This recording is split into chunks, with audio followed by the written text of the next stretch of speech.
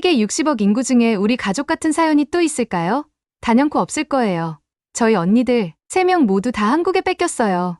그런데 저도 한국에 갔다가 세상에 이런 일이, 한국 이럴 수 있나요? 그녀에게 무슨 일이 생겼는지 오늘의 사연 시작하겠습니다. 아, 잠시만요. 시작하기 전에 구독과 좋아요 꼭 눌러주세요. 구독은 더욱 좋은 영상 만드는데 큰 힘이 됩니다. 시작하겠습니다. 안녕하세요, 여러분. 제 이름은 샤오미입니다. 제 인생이 이렇게 바뀔 거라고는 생각도 못했어요. 저는 베이징에서 중국 역사를 가르치고 있었죠. 매일 아침은 똑같았어요. 작은 아파트에서 일어나 간단한 아침을 먹고 제가 일하는 대학으로 걸어가고 있었어요. 조용하고 예측 가능한 제 삶이 정말 좋았습니다. 저희 부모님은 지금 은퇴하셨어요. 아버지는 의사셨고 어머니는 간호사셨죠. 부모님은 저를 중국 전통을 자랑스럽게 여기도록 키우셨어요. 저는 언니가 3명이 있는데 저와 달리 그들은 모두 한국 남자와 결혼해서 중국을 떠났어요. 이 점이 항상 저를 괴롭히고 있었죠. 왜 누구든 한국에서 살고 싶어 할까? 부모님이 언니들 얘기를 할 때마다 혼자 생각하고 있었어요. 한국에 가본 적은 없었지만 그곳에 대해 안 좋은 감정을 많이 갖고 있었어요. 그냥 제가 알고 사랑하는 중국의 모든 것과는 너무 다르고 낯설게 느껴지고 있었죠. 베이징의 제 아파트는 안전한 공간이었어요. 창문에서는 밤에 도시 불빛이 보였고 책장은 역사책으로 가득 차 있었어요. 벽에는 우리의 풍부한 문화를 떠올리게 하는 아름다운 중국 그림들이 걸려 있었습니다. 이것이 제 세계였고 저는 여기서 행복했어요. 그러던 어느 봄날 아침 모든 것이 바뀌었어요. 제가 시험지를 채점하고 있는데 전화가 왔어요. 큰언니 아이라였죠. 샤오미, 다음 달에 서울에서 가족 모임을 하기로 했어. 우리 3자매가 몇 년 만에 처음으로 다 같이 모일 거야. 꼭 와야 해. 저는 바로 거절하고 싶었어요. 한국에 간다는 생각만으로도 속이 불편해지고 있었거든요. 하지만 제가 거절하기 전에 아이라는 말을 이어갔어요. 엄마 아빠도 이미 오기로 하셨어. 부모님도 너를 보고 싶어해. 샤오미. 우리 모두 그래. 저는 깊이 한숨을 쉬었어요. 나는 수업을 가르쳐야 해. 큰언니. 그냥 떠날 수는 없잖아. 대학 방학 때야. 이미 내 일정을 확인했어. 그녀가 대답했고 저는 그녀 목소리에서 미소를 느낄 수 있었어요. 그녀는 제 핑계를 예상하고 있었던 거죠. 그날 저녁 부모님이 전화하셨어요. 어머니의 부드러운 목소리에는 희망과 슬픔이 섞여 있었죠. 너희 언니들이 너를 보고 싶어 하는구나, 샤오미. 그리고 우리도 모든 딸들이 다시 함께 있는 모습을 보고 싶어. 단 2주일 뿐이야. 저는 제 아파트를 둘러보았어요. 편안한 의자, 익숙한 책들. 제가 너무나 사랑하는 베이징의 전경. 이 모든 것을 떠나 제가 싫어하기로 결정한 나라로 간다는 생각에 불안함이 느껴지고 있었어요. 생각해 볼게요. 저는 마침내 말했어요. 며칠 동안 저는 가지 않을 이유를 찾으려고 노력하고 있었어요. 책장을 정리하고 새로운 연구 프로젝트를 시작했어요. 심지어 방학 동안 다른 교수님들 수업을 대신 맡겠다고 제안하기도 했어요. 하지만 마음 깊은 곳에서는 제가 핑계를 다 써버리고 있다는 걸 알고 있었죠. 어느 저녁 저는 오래된 가족 사진을 보고 있었어요. 언니들이 중국을 떠나기 전에 찍은 내 자매가 함께 있는 사진이 있었어요. 우리는 웃으며 서로를 팔로 감싸고 있었죠. 마지막으로 그들과 그렇게 가까웠던 때가 언제였는지 기억나지 않았어요. 무거운 마음으로 저는 서울행 비행기를 예약했어요. 단 2주일이야. 제가 가방을 싸며 스스로에게 말하고 있었어요. 가서 가족을 보고 그리고 내 진짜 삶으로 돌아오면 돼. 저는 중국 역사책 몇 권을 챙겼어요. 지루할 시간에 일을 할 계획이었거든요. 출발 전날 밤 저는 창가에 서서 베이징의 스카이라인을 바라보고 있었어요. 도시의 불빛은 마치 땅으로 내려온 별처럼 반짝이고 있었죠. 이곳이 집이었어요. 제가 속한 곳이었죠. 한국에서 2주. 저는 혼잣말을 했어요. 가족을 위해 견뎌내야지. 그러면 모든 게 정상으로 돌아올 거야. 하지만 창에서 돌아서는 순간 이상한 느낌이 저를 감싸고 있었어요. 마치 높은 절벽 가장자리에 서 있는 것 같았어요. 무섭지만 어딘가 신비로운 끌림이 있었죠. 한국에는 제가 상상했던 것보다 더 많은 것이 있지 않을까요? 언니들이 거기서 제가 멀리서는 이해할 수 없는 무언가를 발견한 건 아닐까요? 저는 이런 생각을 떨쳐내려고 고개를 저었어요. 저는 그저 가족을 위해 가는 것뿐이었어요. 예의 바르게 행동하고 방문을 견디고 변함없이 집으로 돌아올 거였죠. 마지못해 떠나는 여행이 제 인생을 완전히 바꿔 놓을 거라고는 전혀 몰랐어요. 때로는 우리가 가장 강하게 저항하는 길이 바로 우리가 가야 할 길이에요. 한국으로의 여행은 단순한 가족 의무 이상의 것이 되려고 했어요. 그것은 세상과 저 자신에 대해 알고 있던 모든 것을 바꿔놓을 모험이 되려고 했던 거죠. 비행기가 인천국제공항에 부드럽게 착륙했어요. 제 심장이 쿵쿵 뛰고 있었죠. 한국은 처음이었고 사실 오고 싶지 않았어요. 공항을 걸어가면서 작은 배낭을 꼭 움켜쥐고 있었습니다. 공항이 혼잡하고 헷갈릴 거라고 생각했었는데 의외로 깨끗하고 현대적이었어요. 게다가 놀랍게도 조용했죠. 안내판은 중국어를 포함한 여러 언어로 되어 있었고 모든 것이 순조롭게 돌아가고 있었어요. 제가 상상했던 한국의 모습이 아니었어요. 지도를 보며 서울로 가는 방법을 알아보고 있는데 한국인 아주머니 한 분이 다가오셨어요. 친절하게 웃으시면서 완벽한 중국어로 말을 걸으셨죠. 좀 길을 잃은 것 같네요. 도와드릴까요? 그분의 친절함에 놀랐어요. 중국인 방문객에게 차갑거나 불친절할 거라고 생각했거든요. 서울에서 언니를 만나러 가야 한다고 설명했어요. 공항철도가 아주 편리해요. 그분이 표지판을 가리키며 말씀하셨어요. 깨끗하고 빠르게 서울역까지 바로 데려다 줄 거예요. 기계에서 표를 사는 것도 도와주시고 심지어 승강장까지 안내해 주셨어요. 떠나기 전에 제 팔을 부드럽게 토닥이셨죠. 한국에서 좋은 시간 보내시길 바랍니다. 때로는 가고 싶지 않았던 곳이 우리를 가장 많이 변화시키는 곳이 되기도 해요. 그분의 말씀이 기차에 오르는 내내 제 마음에 남아있었어요. 좌석은 편안했고 기차는 깨끗하기 그지없었죠. 창문으로 한국의 시골 풍경이 빠르게 지나가고 있었어요. 푸른 논밭, 현대적인 건물들, 그리고 멀리 보이는 산들, 예상치 못했던 방식으로 아름다웠어요. 큰언니 아이라가 서울역에서 저를 기다리고 있었어요. 저를 보자마자 언니의 눈에 눈물이 고이고 있었죠. 달려와서 저를 꽉 안아주었어요. 정말 왔구나. 언니가 저를 팔길이만큼 떼어놓고 제 얼굴을 보며 속삭였어요. 너무 보고 싶었어. 아이라 언니는 뭔가 달라 보였어요. 제가 기억하는 것보다 더 행복해 보였고 더 자신감 있어 보였죠. 머리는 한국 스타일로 하고 있었고 중국에서는 절대 입지 않았을 옷을 입고 있었어요. 언니는 변했고 그것에 대해 제가 어떻게 느껴야 할지 잘 모르겠더라고요. 언니는 저를 도시가 내려다 보이는 높은 건물의 아파트로 데려갔어요. 집은 중국과 한국적 요소가 섞여 있었죠. 전통 중국 그림이 현대 한국 미술 작품 옆에 걸려 있었고 중국차 세트가 한국 청자 도자기 옆에 전시되어 있었어요. 남편이 곧 집에 올 거야. 언니가 게스트룸을 보여주며 말했어요. 널 만나는 걸 기대하고 있어. 저는 고개를 끄덕였지만 사실 남편이 마음에 들 거라고 생각하지 않았어요. 이미 언니들의 한국인 남편들은 우리의 중국 문화나 전통을 이해할 수 없을 거라고 생각하고 있었거든요. 하지만 아이라 언니의 남편이 집에 왔을 때 정말 놀랐어요. 그는 조심스럽게 연습한 중국어로 인사하며 선물을 가져왔어요. 한국에서 출판된 중국 왕조에 관한 아름다운 책이었죠. 아이라가 당신이 중국 역사를 가르친다고 했어요.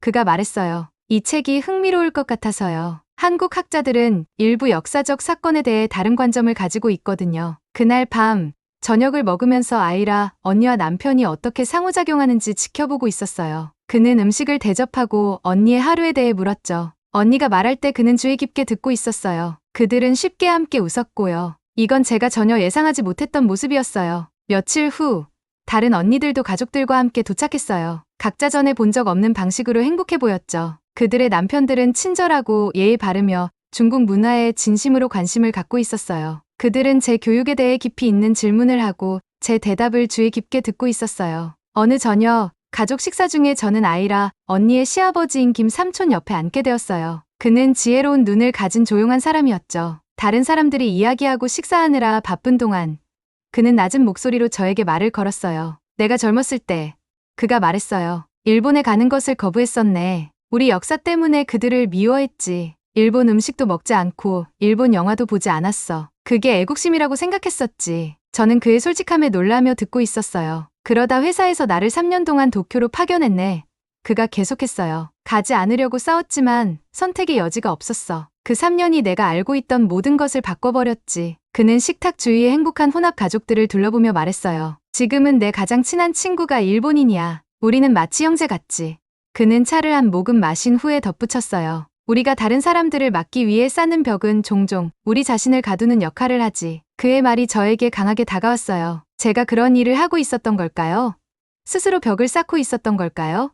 언니들이 한국인 가족들과 웃고 이야기하는 모습을 보며 제 안에서 뭔가가 바뀌는 것을 느꼈어요. 이 사람들은 낯선 사람도 적도 아니었어요. 그들은 가족이었죠. 그날 밤 아이라 언니의 게스트룸 침대에 누워 창문 밖으로 서울의 스카이라인을 바라보고 있었어요. 도시는 밤에 아름다웠고 불빛들이 별처럼 반짝이고 있었죠. 베이징과는 달랐지만 그만의 방식으로 아름다웠어요. 도착한 이후 처음으로 저는 판단하기보다는 호기심을 느끼도록 스스로에게 허락했어요. 여기서 또 어떤 놀라운 것을 발견할 수 있을까요?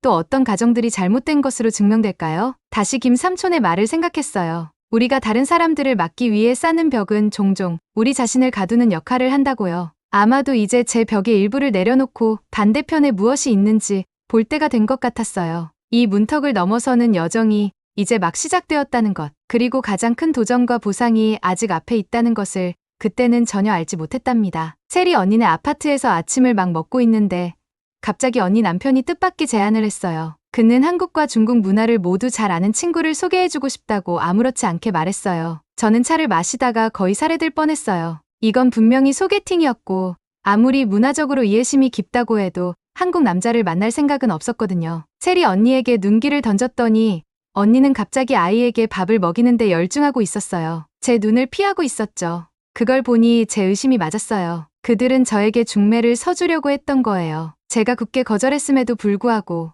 어떻게 된 일인지 그날 저녁 저는 서울의 트렌디한 지역인 홍대의 카페에 혼자 앉아 이 미스터리한 사람을 기다리고 있었어요. 카페는 따뜻하고 아늑했어요. 배경에서는 부드러운 재즈 음악이 흐르고 있었고 벽에는 지역 예술가들의 작품이 걸려 있었습니다. 신선한 커피 향이 공기를 가득 채우고 있었죠. 저는 시계를 계속 확인하고 있었어요. 만약 이 사람이 늦는다면 떠날 수 있는 완벽한 변명이 생기는 거였으니까요. 제가 막 도망갈 생각을 하고 있는데 키가 큰 남자가 문으로 들어왔어요. 그는 친절한 눈빛을 가지고 있었고 조용한 자신감으로 움직이고 있었죠. 이 사람이 민재였어요. 그는 완벽한 중국어로 인사했고 저는 놀라움을 감출 수 없었어요. 민재는 베이징에서 3년 동안 공부했다고 설명했어요. 이야기를 나누면서 그가 중국 역사, 특히 당나라에 대해 놀라울 정도로 많이 알고 있다는 것을 알게 되었죠. 제 자신도 모르게 우리의 대화는 자연스럽게 흘러가고 있었어요. 우리는 두 나라 사이의 고대 무역로, 공유된 철학적 전통에 대해 이야기했고 심지어 역사를 통틀어 어느 문화가 다른 문화에 더 영향을 미쳤는지에 대해서도 토론했어요. 시간이 가는 줄도 모르고 있었어요. 카페가 문을 닫기 시작하자 민재는 한강을 따라 걸으면서 대화를 계속하자고 제안했어요. 밤하늘은 맑았고 보름달이 물에 반사되고 있었죠. 가족들은 강변 길을 거닐고 있었고 연인들은 벤치에 앉아 전망을 즐기고 있었어요. 서울의 현대적인 스카이라인이 맞은편 강변에서 불빛으로 반짝이고 있었습니다. 이 산책 중에 저는 마침내 저녁 내내 제 마음속에 있던 생각을 불쑥 내뱉었어요. 저는 연애를 하지 않아요. 제가 단호하게 말했어요. 특히 국제적인 연애는요. 민재는 부드럽게 웃었어요. 그는 단지 두 문화를 모두 이해하는 사람과 대화하는 것을 즐기고 있을 뿐이라고 설명했죠. 압박도 없고 기대도 없었어요. 그저 대화와 아마도 우정이었죠. 그 후 며칠 동안 민재는 제게 예상치 못한 한국 문화 가이드가 되었어요. 그는 관광객들이 절대 가지 않는 곳들을 보여주었어요. 고층 빌딩, 사이에 숨겨진 고대 사찰, 현지인들이 쇼핑하는 전통시장, 그리고 한국과 중국 역사 사이의 깊은 연결을 보여주는 역사적 장소들이었죠. 전통 한국 식당에서 그는 제가 전에 한 번도 먹어보지 못한 음식들을 주문했어요. 우리가 먹는 동안 그는 한국 궁중 요리가 중국 황실 전통에 어떻게 영향을 받았는지 설명해 주었어요. 그 맛은 익숙하면서도 달랐어요. 마치 제가 집에서 알고 있던 음식의 먼 사촌 같았죠. 음식은 우리의 공유된 역사 이야기를 들려줘요. 우리가 함께 식사를 즐기는 동안 민재가 설명했어요. 이런 맛은 수천 년 동안 우리나라들 사이를 오가며 여행해 왔어요. 이 여정에서 모든 것이 순조롭게 진행된 것은 아니었어요. 한 식사 후 계산서가 나왔을 때 저는 지갑을 꺼냈지만 민재는 자신이 내겠다고 고집했어요. 중국에서는 친구들이 종종 계산을 똑같이 나누는데 저는 그에게 그렇게 말했어요. 한국에서는 초대한 사람이 계산해요. 그가 설명했어요. 다음에는 당신이 나를 어딘가로 초대하고 그때 당신이 계산하면 돼요. 이 작은 문화적 차이가 저를 불편하게 했어요. 이게 로맨틱한 건가요? 그가 계산하게 하면서 잘못된 메시지를 보내고 있는 건 아닐까요? 제 내적 갈등이 얼굴에 드러났나 봐요. 다른 문화, 다른 관습이에요. 그가 부드럽게 말했어요. 어느 쪽도 틀린 게 아니라 그저 다를 뿐이에요. 이것이 우리의 대화에서 패턴이 되었어요. 우리의 문화적 차이가 작은 시험을 만드는 순간들이었죠. 매번 우리는 이해와 존중으로 그 간격을 메우는 방법을 찾고 있었어요. 언니들은 저희 변화를 알아차렸어요. 가족 저녁 식사 중에 유리 언니는 제가 3일 내내 한국에 대해 불평하지 않았다고 지적했어요. 가족들은 웃었고 저도 같이 웃고 있었어요. 그건 사실이었어요. 이제 저는 일들을 다르게 보고 있었어요. 가장 큰 시험은 민재가 저를 그의 부모님께 소개하고 싶다고 했을 때 왔어요. 중국 문화에서는 부모님을 만나는 것이 보통 관계가 매우 진지하다는 것을 의미해요. 그 초대에 제 심장이 빠르게 뛰고 있었어요. 일이 너무 빨리 진행되고 있는 걸까요? 그의 부모님은 저에 대해 어떻게 생각할까요? 저는 당황해서 아이라 언니에게 전화해 제 걱정을 설명했어요. 언니는 한국에서는 가족 소개가 관계 초기에 일어난다고 부드럽게 상기시켜 주었어요. 그것이 꼭 결혼을 의미하는 것은 아니었죠. 언니는 열린 마음으로 가보라고 격려해 주었어요. 민재의 가족과의 저녁 식사는 제가 예상했던 것과 전혀 달랐어요. 그의 어머니는 두 손으로 제 손을 잡으며 따뜻하게 인사해 주셨어요. 아버지는 제 교육과 연구에 대해 깊이 있는 질문을 하셨고요. 그들은 중국 여행, 이야기와 중국 문화에 대한 감사함을 나누어 주셨어요. 민재의 어머니는 심지어 한국과 중국 맛을 혼합한 몇 가지 요리를 준비하셨는데 이 배려 깊은 제스처가 저를 깊이 감동시켰어요. 저녁이 끝날 무렵 그녀는 제 손에 직접 만든 김치통을 쥐어주셨어요. 중국 만두와 함께 먹으면 정말 맛있어요. 그녀는 번역이 필요 없는 미소로 말씀하셨어요. 그날 밤 별이 가득한 하늘 아래 집으로 걸어가면서 저는 충격적인 깨달음을 얻었어요. 서울이 편안하게 느껴지기 시작했어요. 낯선 거리가 익숙해지고 있었고 외국어가 혼란스럽기보다는 음악적으로 들리기 시작했어요. 제가 싫어하기로 결심했던 사람들이 친구가 되었어요. 이 여정에서 제 가장 큰 적은 한국 문화나 한국 사람들이 아니었어요. 그것은 제 자신의 편견이었어요. 제 마음 주위에 쌓아 올린 벽이었죠. 매일 지나갈수록 민재와 함께 나눈 새로운 경험들, 언니들과 그들의 한국 가족들과 함께한 가족 식사마다 그 벽들은 무너지고 있었어요. 저는 변하고 있었어요. 그것은 저를 동시에 두렵게도 하고 설레게도 했어요. 이제 이것은 더 이상 단순한 2주간의 가족 의무가 아니었어요. 그것은 제가 누구인지, 제가 무엇을 믿는지를 재정립하는 훨씬 더 중요한 무언가가 되어가고 있었어요. 아침 일찍 전화벨이 울렸어요. 창밖의 하늘은 이제 막 밝아지기 시작하고 있었죠. 아직 반쯤 잠에 취한 채로 전화를 집었어요. 베이징에서 아버지가 전화하신 거였어요. 제 심장이 바로 목구멍까지 뛰어올랐어요. 아버지는 무슨 일이 있지 않으면 이렇게 일찍 전화하지 않으셨거든요. 아버지 목소리가 지치고 걱정스럽게 들리고 있었어요. 어머니가 아프셨다고 했어요. 몸이 약해지고 고열이 있으셨대요. 의사 선생님들은 매우 심각하지는 않다고 했지만 어머니는 계속 저를 찾고 계셨대요. 아버지는 침착하게 들리려고 노력하고 계셨지만 저는 그 목소리에서 걱정이 느껴지고 있었어요. 바로 집에 갈게요. 제가 약속했어요. 전화를 끊고 나서 저는 침대 가장자리에 앉아 생각이 빠르게 돌아가고 있었어요. 계획했던 2주간의 한국 방문은 이미 거의 한 달로 늘어났어요. 저는 심지어 더 오래 머물 생각도 하고 있었죠. 이제 현실이 저를 중국으로 제 진짜 삶과 책임으로 다시 끌어당기고 있었어요. 민재에게 전화해서 무슨 일이 있었는지 말했어요. 그는 즉시 베이징으로 돌아갈 비행기를 찾는 것을 도와주겠다고 했어요. 그날 저녁, 그는 노트북을 가지고 아이라 언니의 아파트로 왔어요. 우리는 부엌 테이블에 앉아 가능한 비행편을 찾고 있었어요. 가장 빠른 것은 이틀 후였죠. 비행기 정보를 보고 있는데 이상한 느낌이 저를 휩쓸고 있었어요. 저는 한국을 떠나고 싶지 않다는 것을 깨달았어요. 어쩌다가 제가 싫어하기로 결심했던 이곳이 저에게 중요해졌던 거예요. 언제 그렇게 된 걸까요? 민재가 제 표정에서 뭔가를 알아챘나 봐요. 그는 노트북에서 고개를 들었고 우리 눈이 마주쳤어요. 그 순간 저는 제가 느끼는 것을 숨길 수 없었어요. 저는 두려웠어요. 어머니의 건강뿐만 아니라 우리가 형성한 이 새로운 연결을 떠나는 것도 두려웠죠. 돌아올 거예요.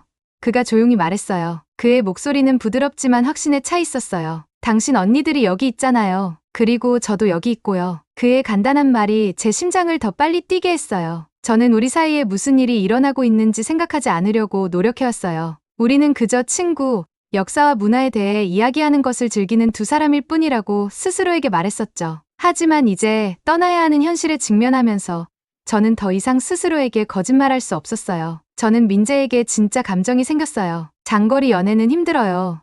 제가 손을 내려다보며 말했어요. 저는 베이징에 교수직이 있고 당신은 여기서 일하고 있잖아요. 복잡해요. 민재는 테이블 건너편으로 손을 뻗어 부드럽게 제 손을 잡았어요. 그의 손길은 따뜻하고 안심이 되었어요. 그는 거창한 약속을 하거나 모든 것을 해결하려 하지 않았어요. 그저 한 단계씩 진행하자고 제안했어요. 우선 저는 집에 가서 어머니와 함께 있어야 했고 나머지는 나중에 생각해 볼 수 있었죠. 이틀 후 저는 베이징으로 돌아가는 비행기에 타고 있었어요. 비행기가 이륙하면서 저는 서울이 아래에서 점점 작아지는 것을 보고 있었어요. 몇 주 전만 해도 저는 이 여행을 위해 중국을 떠나는 것이 너무 기뻤어요. 지금은 한국이 구름 아래로 사라지는 것을 보는 것이 의외로 슬프게 느껴지고 있었어요. 베이징은 익숙한 풍경, 소리, 냄새와 함께 저를 다시 맞이했어요. 택시 기사는 제 모국어를 사용하고 있었고 거리는 제가 수천 번 걸었던 곳이었어요. 제 아파트는 제가 떠났을 때 그대로였죠. 모든 것이 같았는데 그런데도 저는 달라진 느낌이 들었어요. 병원에서 어머니는 제가 기억하는 것보다 더 작고 연약해 보였어요. 제가 병실에 들어가자 그녀의 얼굴은 약한 미소로 밝아졌어요. 저는 그녀의 침대 옆에 앉아 손을 잡았어요.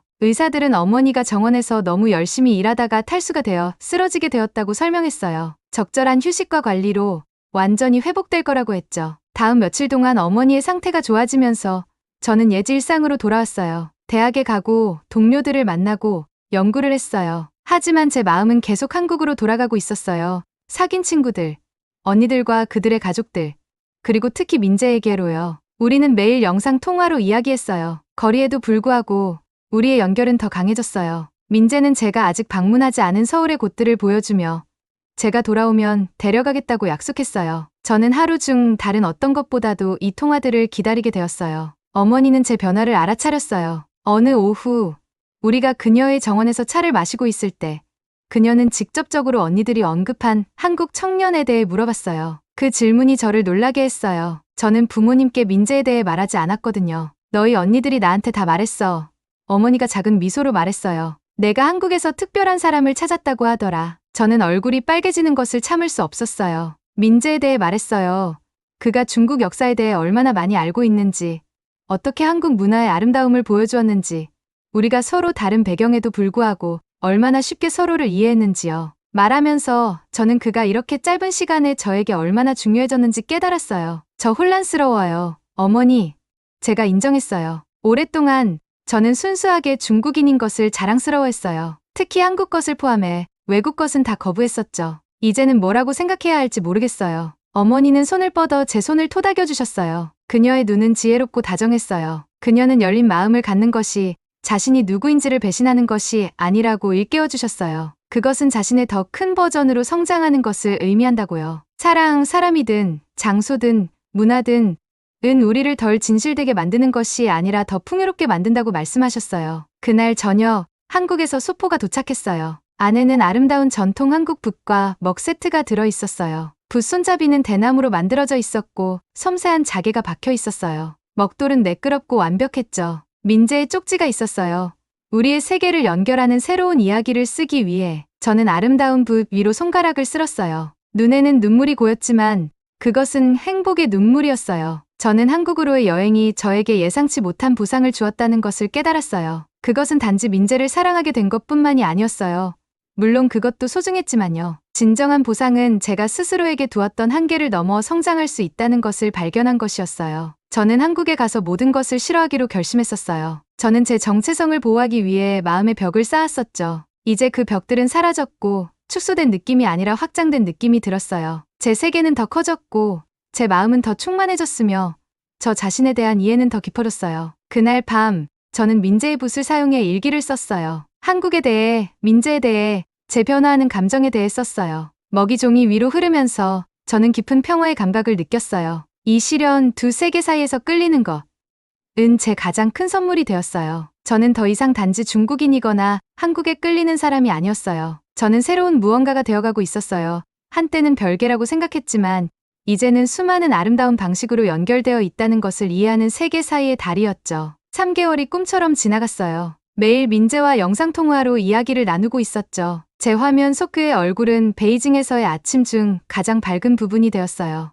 우리는 하루 일과에 대한 이야기를 나누고 읽고 있는 책에 대해 토론하고 심지어 각자의 부엌에서 같은 음식을 요리해서 거리를 두고도 함께 식사할 수 있었어요. 제 안에 뭔가가 변했어요. 베이징에서 한국 식당을 찾아보기 시작했고 한국어 문구를 연습할 수 있는 앱을 다운로드했어요. 여행사 창문 앞에서 멈춰 서서 서울 포스터를 바라보고 있는 저를 발견했죠. 제 마음은 한때 피했던 그 장소로 저를 다시 끌어당기고 있었어요. 어느 오후 대학 도서관에서 학술 저널을 훑어보고 있는데 제 심장을 빠르게 뛰게 하는 것을 발견했어요. 서울대학교에서 한국과 당나라 문화 교류를 전공하는 객원 교수를 찾고 있었어요. 마치 그 자리가 저를 위해 만들어진 것 같았죠. 그날 저녁 저는 작은 부엌 테이블에 직업 세부 정보를 펼쳐놓고 있었어요. 처음에는 1년 계약이었고 대학에서는 캠퍼스 근처 숙소를 제공한다고 했어요. 수업은 영어로 진행되지만 한국어 실력이 있으면 좋다고 했죠. 지원서는 2주 후가 마감이었어요. 저는 오랫동안 그 서류들을 바라보고 있었어요.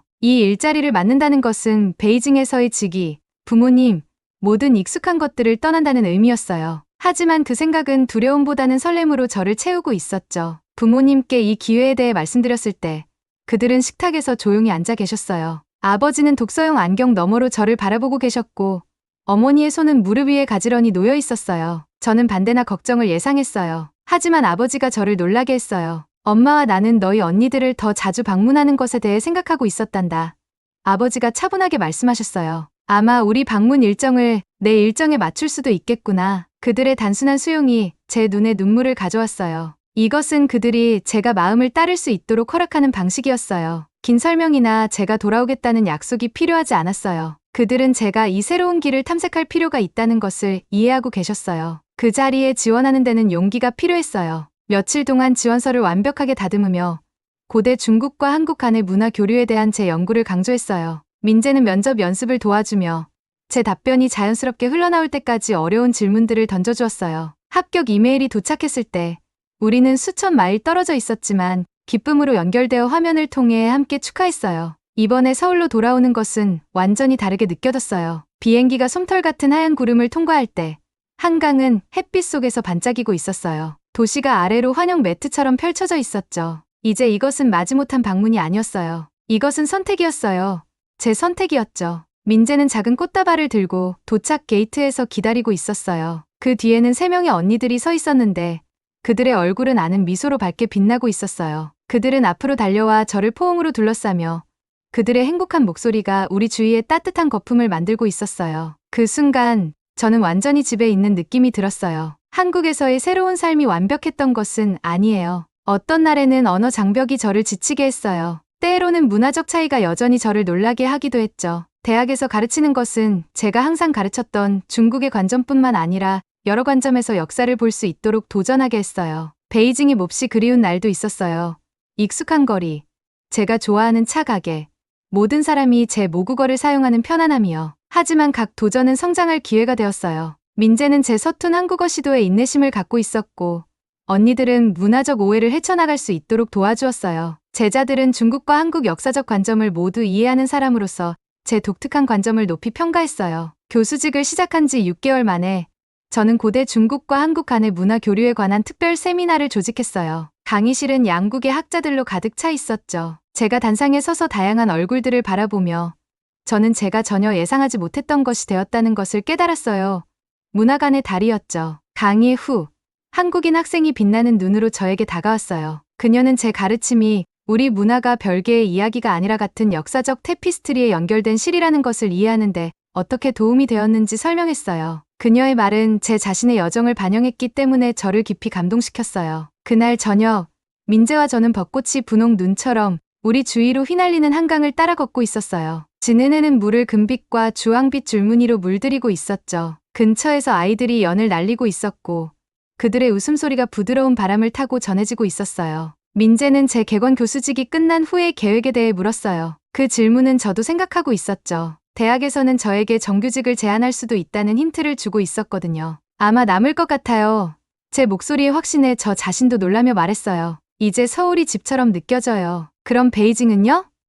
민재가 부드럽게 물었어요. 저는 부모님, 예전 대학, 제가 자란 도시를 생각했어요. 그런 연결은 항상 제 일부분일 거예요. 베이징은 항상 제 마음속에 있을 거예요.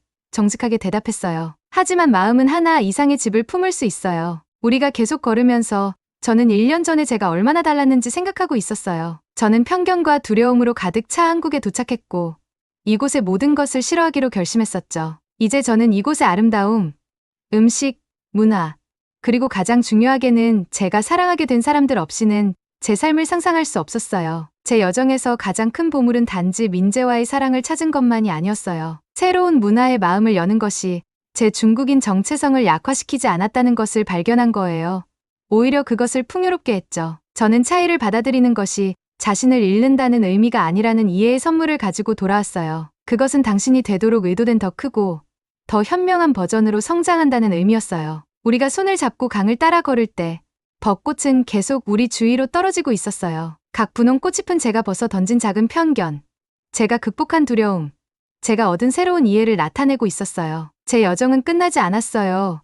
그것은 지속적이고 아름다운 무언가로 변형되었죠. 이제 저는 두 세계 사이에 굳건히 서 있었고 더 이상 둘 다에 속하는 것을 두려워하지 않았어요. 앞길은 중국과 한국의 풍경 사이를 휘돌아가며 아직 상상할 수 없는 도전과 기쁨으로 가득 찬 채 제 앞에 끝없이 펼쳐져 있었어요. 하지만 저는 열린 마음으로 그 길을 걸을 준비가 되어 있었어요. 제가 얻은 소중한 지혜를 간직한 채로요. 사람, 문화, 장소에 대한 사랑은 나눌 때 나뉘지 않고 곱해진다는 것을요. 오늘의 영상은 여기까지입니다. 오늘의 사연 재밌게 보셨다면 구독과 좋아요 꼭 부탁드립니다. 사랑합니다.